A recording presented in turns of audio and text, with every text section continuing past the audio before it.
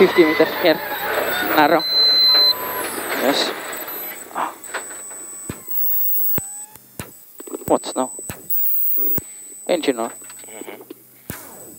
Yeah, it's engine. By Extremadura finišas. Turbūt net toks gal kaip norėjome, nes po to, kai pateko į variklį vanduo, mes jį sutvarkėme, kad automobilis važiuotų toliau, bet visgi paskutiniam greičių ruože vienam iš posūkių jis tiesiog sustojo, ten lock gavosi jisai toksai. Bet mes išskaitėme reikalavimus ir šiuo atveju turbūt taisyklės mums šiek tiek padėjo.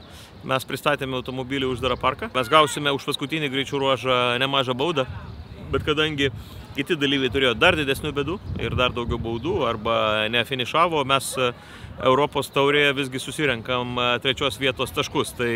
Tai dienos pabaigoje gal finiškas netoks kaip norėjom, bet vis viena labai geras darbas padarytas žengiant į Europos bajų taurę ir renkantis taškus, nes viščiukai skaičiuojami rudenį.